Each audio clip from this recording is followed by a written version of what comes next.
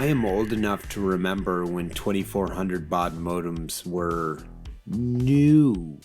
We dialed in on phone lines back then. I once thought modems would never surpass the blazing fast 33.6 kilobaud speed. And if none of that means anything to you, congratulations, you have boundless human knowledge in your pocket at all times. And what did you do with it? Fed them to tigers, they snack it. What's happening? Carol Baskin. I bet you don't even know who US Robotics is.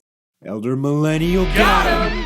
I am saying hackers is entirely my speed, which is to say a whopping 56 KB modem, baby. If you tried to download Fortnite on that, it would take 46 days. Do kids still play Fortnite? Roblox? What are you doing? Hey Gen Z, hit me up in the comments and then bury me in a very shallow field.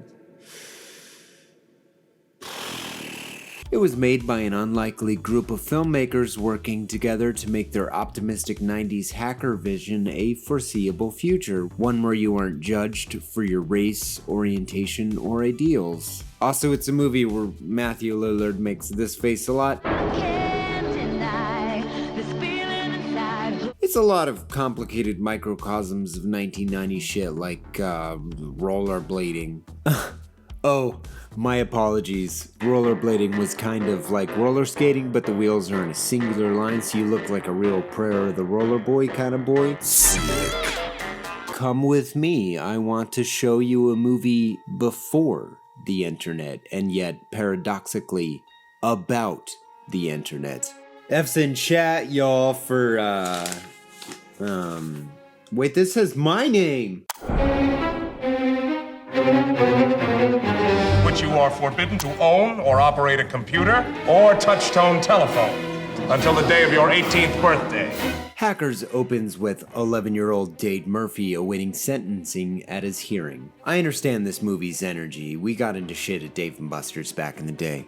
Oh, my apologies. Dave & Buster's was a 1990s multimedia excess that combined both an arcade for children and a bar where adults are regularly drunk.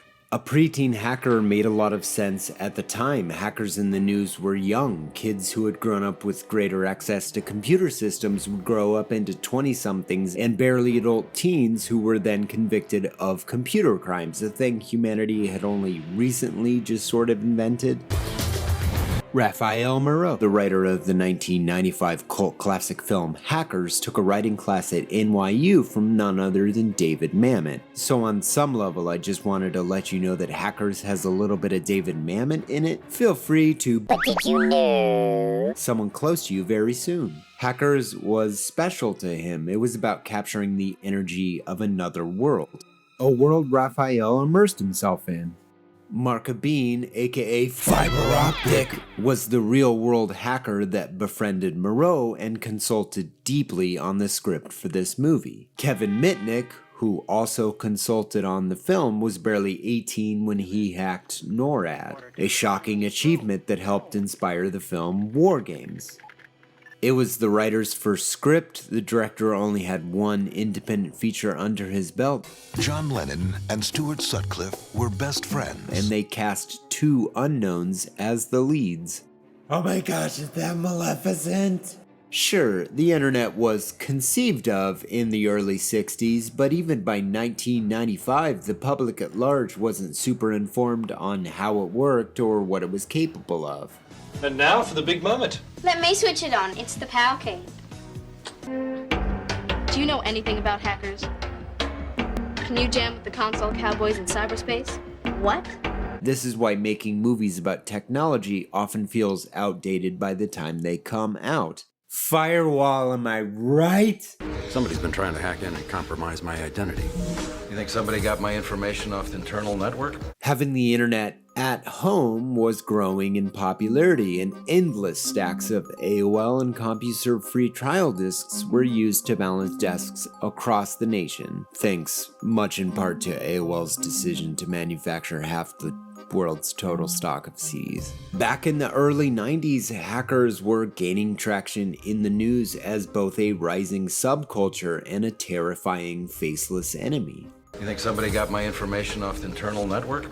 Most media framed hackers as dangerous aggressors or terrorists working to steal identities or money. In light of this, multiple other studios were developing their own projects about life online. Not one, not two, but 3 other cyber movies came out in 1995. Johnny Mnemonic in May, The Net in July, and Virtuosity in August. Our whole lives are on the computer and they knew. That explodes with suspense. Just give us the disc and we'll give you your life back. But I'm getting ahead of myself. I gotta drop a quick hackers fact here.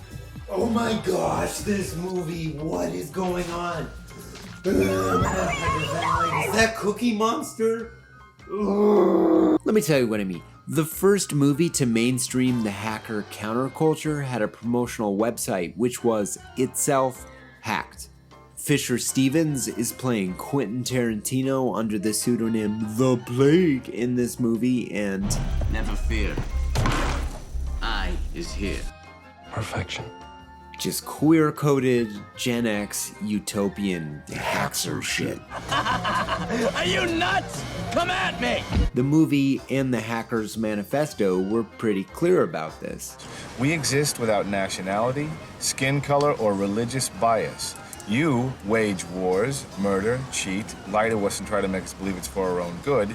And if all of that isn't enough to make you revisit this movie, alright, you want to know the most hacker shit ever? But did you know? All of this is practical. Main visual effects element that I wanted was shot photographically, which was the city of text. We built a huge model set, a 50-foot square of completely transparent towers. So this was then used as the basis for a lot of the motion control moves. It moves and shoots like an animation, a frame at a time, and it can take, days to do it, and we spent days doing that. One of my favorite shots is when the plague enters into the computer room. We did this shot as a all-in-one live wind back. So the live action was shot as a first pass. We then moved the motion control camera back to its start position, rewound the film, and double exposed the graphics that were then playing on the towers. This movie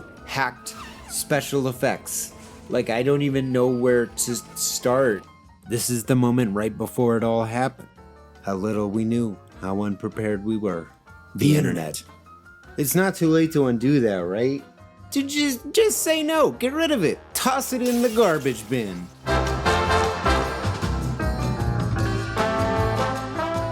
I remember not being totally on this movie's wavelength after I saw it for the first time. I mean, I was 13, but that didn't make any of the movie less hilarious. I had an amazing time. It's kind of funny reevaluating it as an adult. To be totally honest, the average technical understanding in 1995 was... Oh my gosh, Windows 95 comes with Weezer? What's with these homies kissing my girl? Ahead of its time feels like a gross understatement about this movie. Matthew Lillard was defined in the 90s by playing characters that fought the system. Oh, okay, sure. He played a murderer that one time too. For all of its ridiculous foibles, like accidentally inventing Google Glass? I don't know. Perhaps the reason this movie has stuck around as much as it has is it painted the internet as a realm of possibility, of common good. Sure, yes, the common good in this instance is using a payphone to connect a modem untraceably to somebody else's network. You want to talk about movies that take them or leave them, represent a very specific moment in time? That's this movie. The moment before the moment we broke all our own brains. There's something beautiful in the idea that online you can transcend all dividing lines, and all that matters are the things we have in common, the goals we work together to achieve. Yeah, a lot of us really believed the internet was capable of that. That puts it in stark contrast to the dystopian worlds that the older generation saw within the web that year. You gotta hack your own brain. Code-perfected serial killers, identity theft, corporate cover-ups, and, telepathic dolphins. Jones.